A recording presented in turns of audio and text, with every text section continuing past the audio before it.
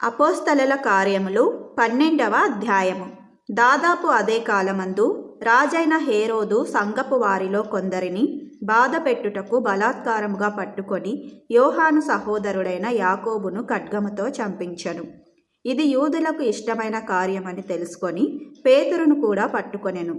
ఆ దినములు పులియని రొట్టెల పండుగ దినములు.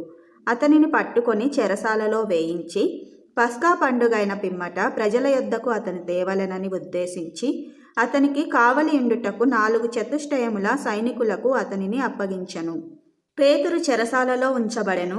సంఘమైతే అతని కొరకు అత్యాసక్తితో దేవునికి ప్రార్థించుచుండెను. హేరోదు అతనిని వెలుపలికి తీసుకొని రావలెనని ఉండగా ఆ రాత్రియే పేతురు 2 సంకెళ్లతో బంధింపబడి 2 సైనికుల మధ్య నిద్రించుచుండెను. మరియు కావలివారు తలుపు ఎదుట చెరసాల కాచుకొనుచుండిరి. ఇదిగో ప్రభువు దూత అతని దగ్గర నిలిచెను. అతడుండిన గదిలో వెలుగు ప్రకాశించెను. దూత పేతురు ప్రక్కను తట్టి త్వరగా లెమ్మని చెప్పి అతని లేపగా సంకెళ్ళు అతని చేతుల నుండి ఊడిపడెను. అప్పుడు దూత అతనితో, నీవు నడుము కట్టుకొని చెప్పులు తొడుగుకొనుమనెను.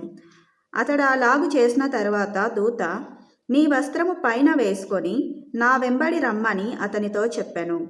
అతడు వెలుపలికి వచ్చి దూత వెంబడి వెళ్ళి దూత వలన జరిగినది నిజముగా జరిగనని గ్రహింపక తనకు దర్శనము కలిగనని తలంచెను.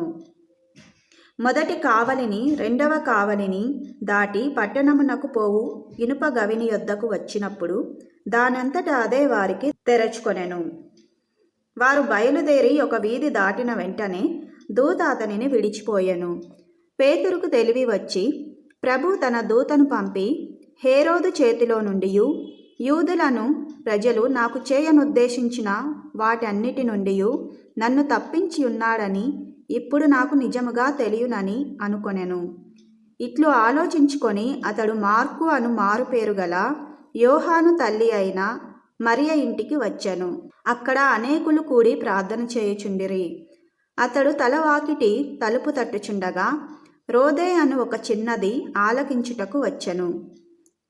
ఆమె పేతురు స్వరము గుర్తుపట్టి సంతోషము చేత తలుపు తీయక లోపలికి పరిగెత్తుకొని పోయి పేతురు తలుపు దగ్గర నిలుచున్నాడని తెలిపెను. అందుకు వారు, నీవు పిచ్చిదానవనిరి.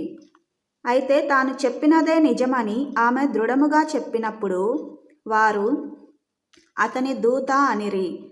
పేతురు ఇంకనూ తట్టుచున్నందున వారు తలుపు తీసి అతనిని చూచి విభ్రాంతి నొందిరి. అతడు ఊరకుండుడని వారికి చేసైగ చేసి ప్రభువు తన్ను చెరసాలలో నుండి ఏలాగు తీసుకొని వచ్చెనో వారికి వివరించి యాకోబుకును సహోదరులకును ఈ సంగతులు తెలియజేయుడని చెప్పి బయలుదేరి వేరొక చోటికి వెళ్ళెను.